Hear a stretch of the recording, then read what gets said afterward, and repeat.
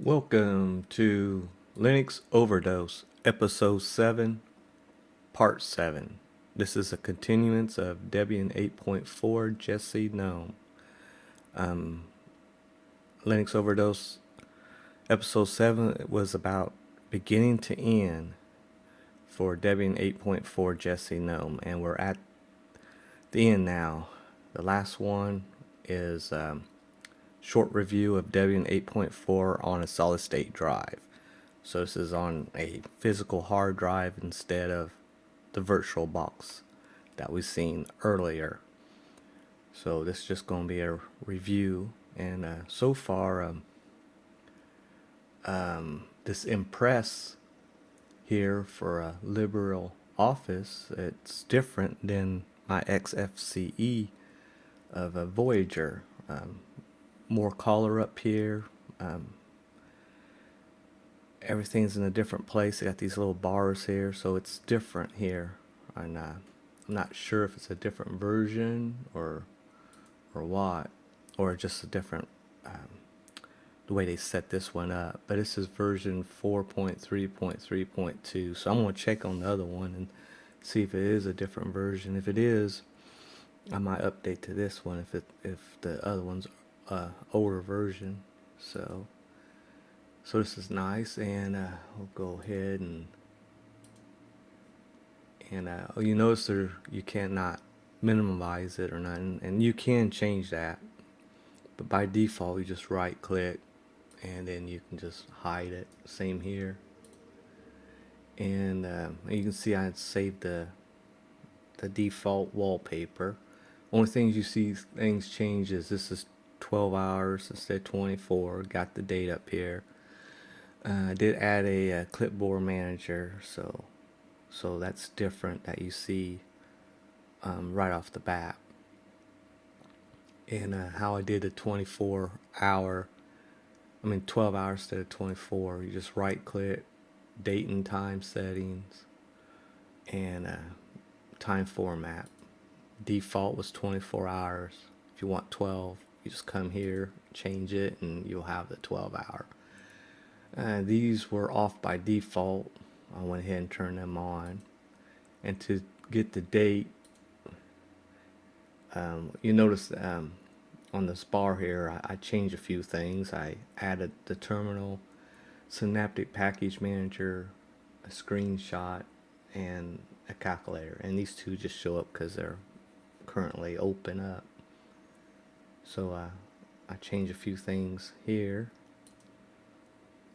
And now we'll go to the tweak tool, and to change the date you just go to top bar and show date. So that's how you do that.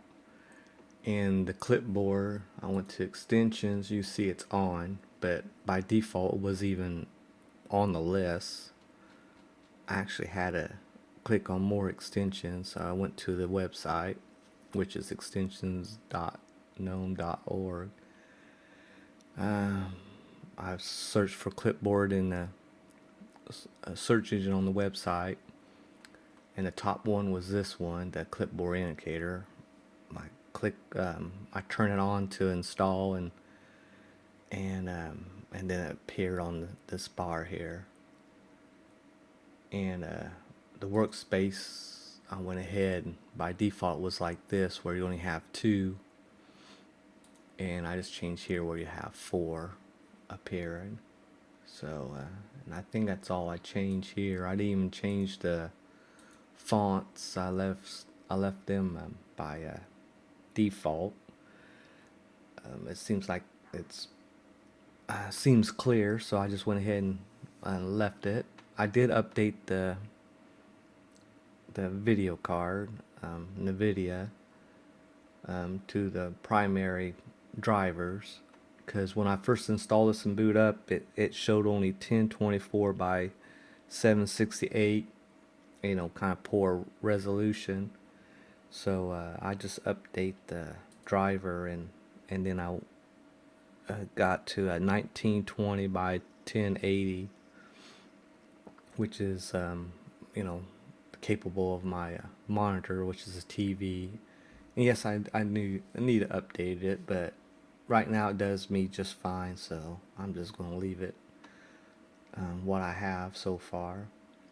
And I'm going to go ahead and open up the browser, and I'll show you how I install the Davidian driver, which was this site here. And what I did was I add this Jessie backports to my source list. So I add that, and I install this header. So I just copy and paste it in my terminal, and then I went ahead and update, and then I went ahead and install the NVIDIA driver through the Jessie backports and reboot, and then I got great results. So that's how I did that. It was very simple. Here's the website. I can put that in the show notes just in case you have a NVIDIA driver, which all my computer builds is NVIDIA video cards. I don't use AMD. So, and I always use the Intel processor. So, and never had no problems with it. Been with Linux for, it's getting close to 13 years, and zero problems with that combination. And now the simple screen recorder. I couldn't find a simple way to install it. A lot of commands to try to install it, and then I found, running across someone did a package of a Debian, and I downloaded and installed this, and it went just fine. So I download this, which goes to my download folder, and then and for some reason always do show hidden folders, and for some reason it ain't staying like this. So I gotta figure out why my hidden folders don't show all the time, because it's convenient. I always come in here and change a lot of dot files, so it's convenient to have it on all the time, even though it looks cluttered in here.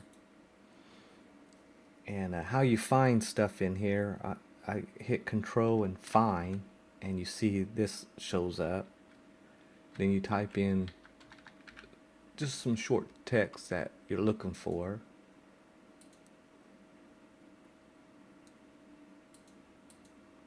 And what I did when I went to my download folder, I opened up my terminal, did this command to install this Debian package. So sudo dpkg space -I, which is the flag, and then the name of the Debian file, and then it installed zero problems.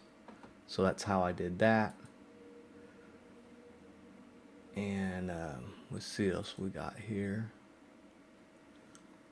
I did some I didn't add the, let's see, I put in this right here, subpixel hitting and font smoothing.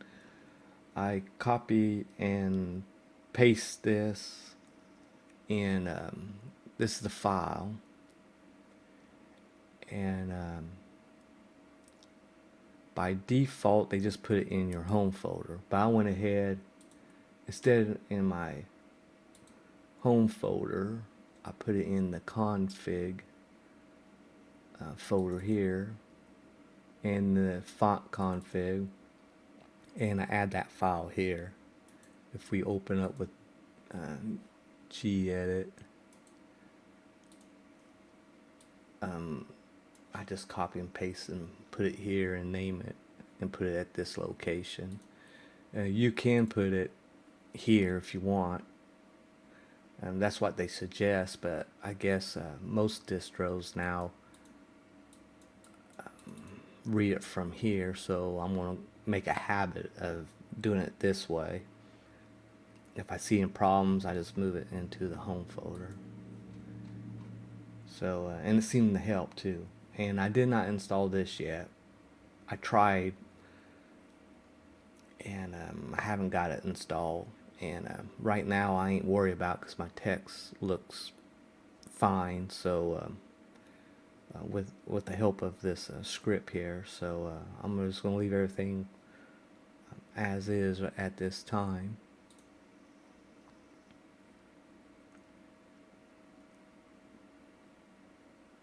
And to install those, just follow these instructions. And I did, and I had a problem when I got to here. There was some kind of issue, and I couldn't figure it out. Everything went fine until I got to this point. So, like I said, I just gave up because my text was just fine. And later on, I might go and try this again and see if I can get it going. But I was missing some dependence or something. I forget what the error was now. But here's the website for that. And the website for the fonts. Which this be handy so you can copy at least that script. And I haven't downloaded any fonts yet. I've been using the default fonts. I did change the browser fonts a little bit. I changed it to here for 16, and then I use these here 16 and minimum font size 16. So that's what I did to get the text that you see now, and it seems okay. So I'm leaving it like is. So oh yeah, if you want the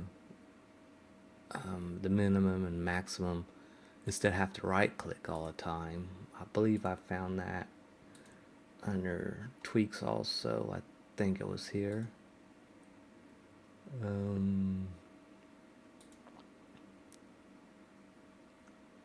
See, Windows. Yeah, right here. See, maximum and minimum off and off. You turn them on and they should appear. Well, let's go ahead and turn them on. See right there. See, they're on and they're there. But I'm going to do this default one, and when I get tired of it, at least I know where to go to turn them on. I try to get used to how the defaults are. Just get the feel of the way they want you to use their Linux distro, how it's set up. And I always try to do the default stuff. See if I like it. If not, then I change it. So of course I'll change the wallpaper eventually. But right now the computer it runs fast. Oh, another thing I want to show you is my other hard drive is mounted, so I have access to all my other stuff that's on the Voyager hard drive.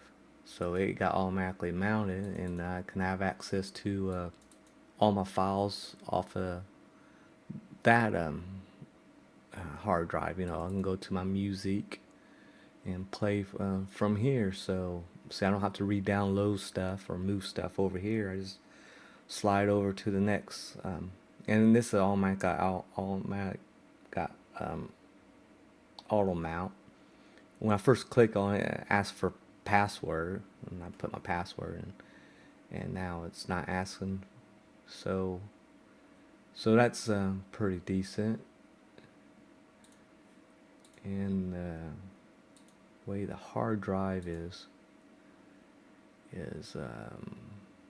okay, this is my Voyager one, which is SDA1, which is using 38.4% of the hard drive, and this is how I got partitioned.